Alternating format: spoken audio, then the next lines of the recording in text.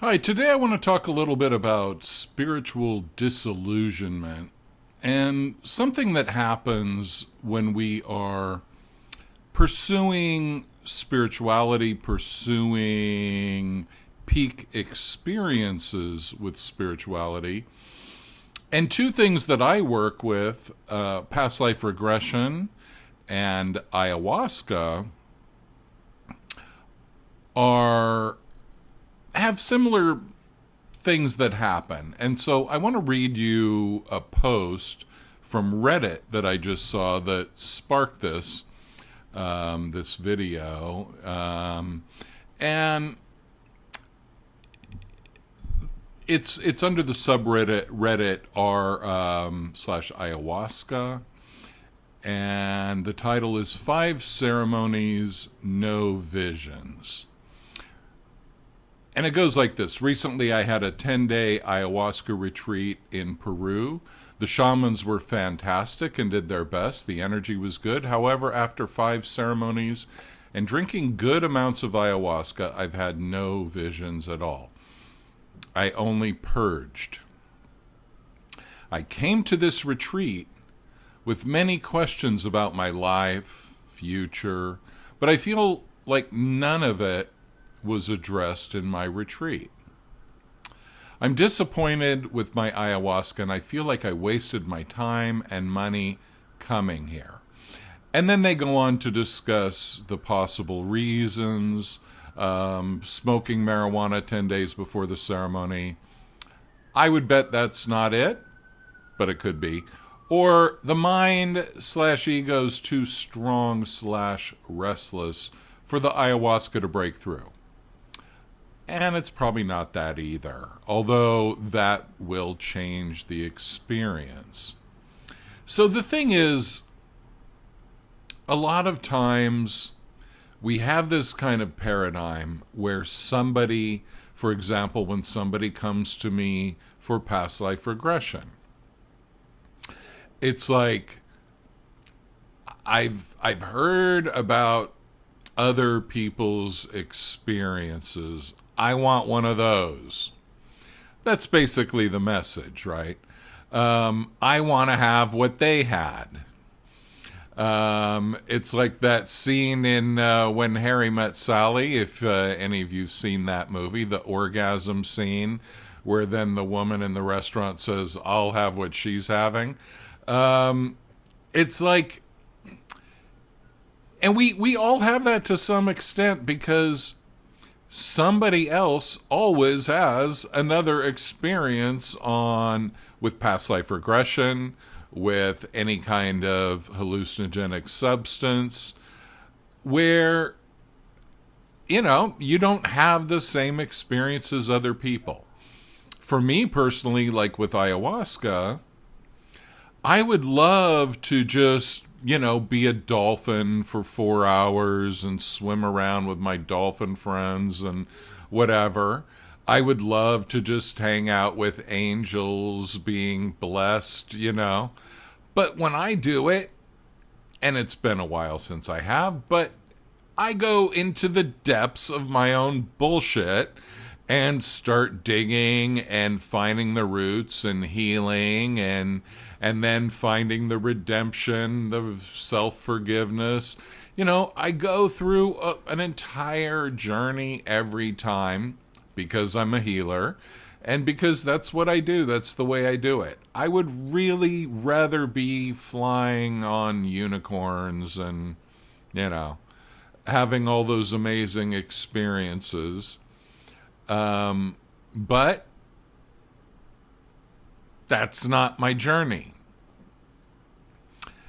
And so the thing is that when you have these experiences, it's like when people say, I tried to meditate, but I couldn't do it. No, you couldn't stop your mind, which most meditators cannot do very easily. And many meditators have never done, and many others, when they have stopped their mind, the first thing that happens is they're like, wow, I did it, and then their mind is racing again, and it might be years before it happens again. My point being, Meditation isn't about stopping your mind. Ayahuasca is not about riding around on unicorns or being a dolphin. And past life regression isn't about realizing how awesome you were as an Egyptian princess or whatever, right? It is the next step in your spiritual work. And part of your spiritual work is always going to be around disillusionment. It's going to be about jumping across that chasm between this reality and the next. And the next reality, as far as I know, is not going to be as solid as this one, and this one is always going to be the default until we make some certain quantum leap into a completely new dimension. And I haven't done that yet. I've had little forays, but no permanent leap. But then again, on the other hand, we're always changing, we're always evolving.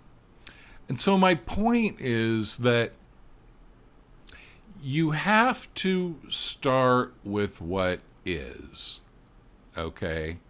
You have to start by doing what's right in front of you, okay?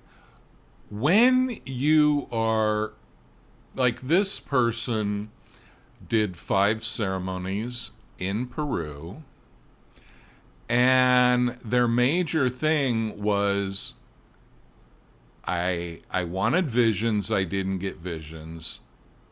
I wanted my question answered, and I didn't get my questions answered. Okay? Now, where is this person making a mistake? That's in that they're not really focused on what did happen. The person says, after 5 ceremonies and drinking good amounts of ayahuasca, I've had no visions at all. I only purged. Now, the key here is purged. What did you purge?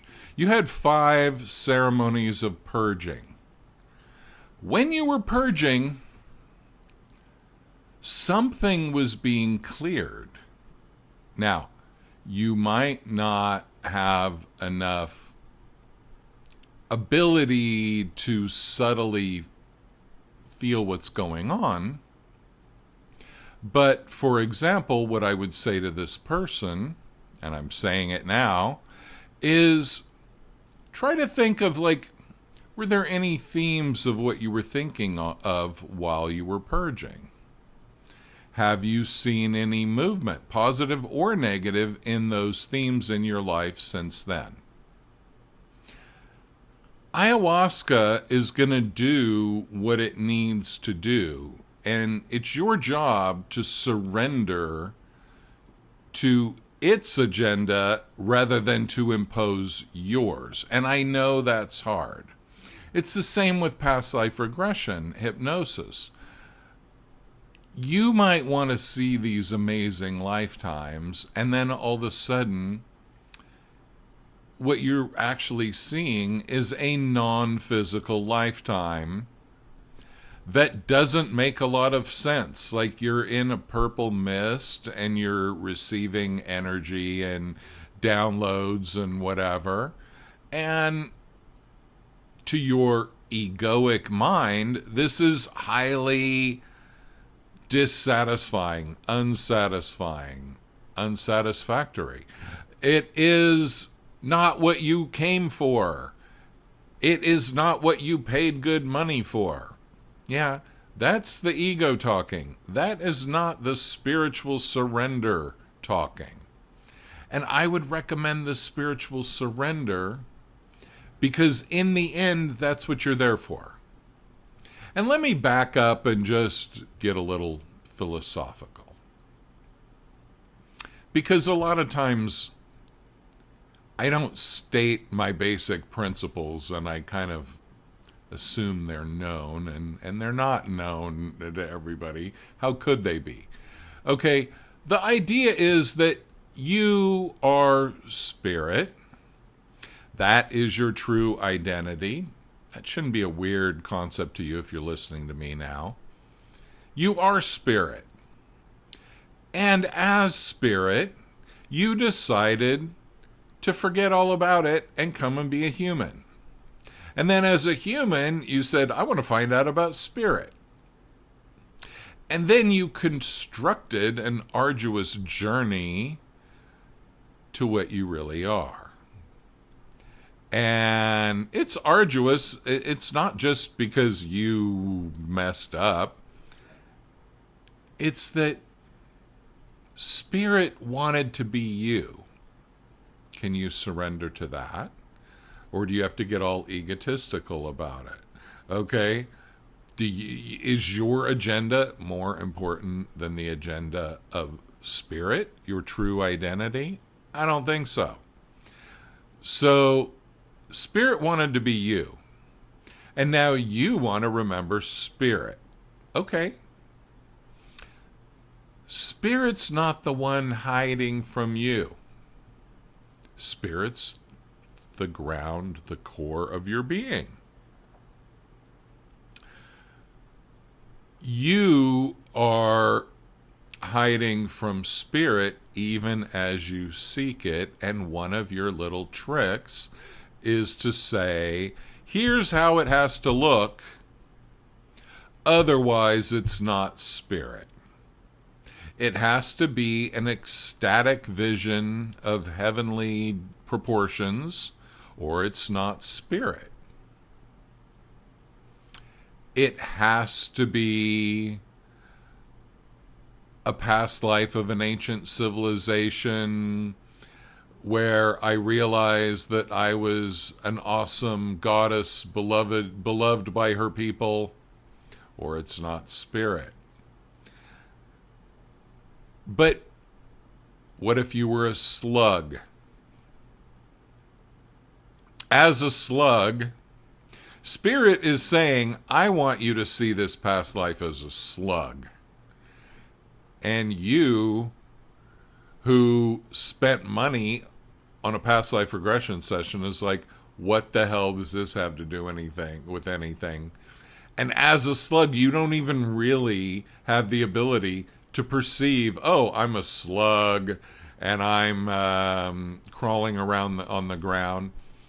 Because you're seeing it through slug eyes. You're perceiving it through slug perception. So it might not even be clear what the hell's going on. But the trick is you have to say, this is it. Out of all things Spirit could show me today, it showed me this. When you do ayahuasca and all you're doing is purging, all Spirit wants is for you to purge. That's the basic cleanup work that has to happen before anything else can happen. Okay, can you please allow that? You'll go farther. So the message is, when you go into the realm of spirit, realize that you can't help it, but your conscious mind is going to go along for the ride with all its evaluating and judging, and that's just part of the deal. But what you need to do, without making a big story, is accept this is it. Even if you're sitting in a room on a chair with blank walls, no window, nothing to do, Nothing to see, pretty much. You need to say, this is it. And feel what this is. We are always trying to jump to the next thing. I'm the biggest violator of whatever principle makes me do that. Always trying to find the better thing, the better place, the better experience, whatever. I get it. But the thing is to realize this is spirit right here. You picking your nose, scratching your butt is spirit in action. Spirit isn't not picking your nose, but it is washing your nose, right? Spirit is all of it. It's all spirit. And when you start saying yes, and when you start responding as if, especially in situations like psychedelics, like past life regression, like anything where you're tapping, it could be a tarot reading, it could be all kinds of things. The secret is to say, this is it. Now, I might not get how the hell it is, but it is. And so if you go to the ayahuasca retreat and all you're doing is purging, throwing up into a bucket, running to the toilet with diarrhea, not fun. Not a great, sublime spiritual experience. But you need to trust, or I would recommend that you trust, you don't have to, that this is what needs to happen first. If you sit down to meditate and all you can think about is your worries about the future, just keep going back to the breath and let the worries about the future emerge. Because maybe this is a successful meditation and you realize how worried you are. You realize how much of your bandwidth is taken up by worrying. There's a lot of growth that can happen through situations like this. So say yes to the experience and it will open to the next dimension a lot sooner than when you say it didn't work. Like past life regression. It always works. It always points out the first thing. Now, what it might point out is your controlling mind. And it might shove your nose into that in a way that is not pleasant. And you might say, but I want to see my Princess in Egypt life. What the hell is this? Well, that's your controlling mind. And Spirit is saying, you're going to have to put this damn thing to the side if you want to get where you say you want to go. Your controlling mind is the blockage. Otherwise, Spirit would be right there, very obvious, very available to you. So when Spirit points out the thing blocking you from Spirit, and then you say, oh, this thing didn't work, you're missing an opportunity. And you know what? Spirit doesn't give a shit if you miss an opportunity. Spirit is already Spirit. And when you die, that's what you're going to be. You're going to drop this ego, incarnational personality thing very quickly. You're going to remember who you are. And you're going to look back at yourself as extremely cute, searching for what you already are and always have been. Spirit finds these activities absolutely adorable. So keep being adorable and realize that you're already Spirit. You don't even have to do anything about it. You don't have to seek it. You don't have to abstain from anything. You can be a total fuck up and you will be spirit. And so it's all spirit. That's why. It's not a value judgment that I'm saying you're so great. Hitler was spirit. Hitler was spirit messing up this whole life thing. And I wouldn't have wanted to go through his life review. But in the end, you're in a dream. It's an illusion. When you wake up from it, you'll laugh. And so all this banging our head against the wall is optional. It's fine. You can do that. But all you really have to do is say, this is it. It's happening now. I might not get it. It might not be what I want. But if you proceed as if spirit is guiding, spirit is the basis of all reality, it'll make you a lot less frustrated. Anyway, thanks so much for listening. And if you'd like to get in touch with me, you can get in touch with me through my website, andysway.com. And otherwise, have a great day. Please like, share, and subscribe if you feel called to. And I'll talk to you again soon.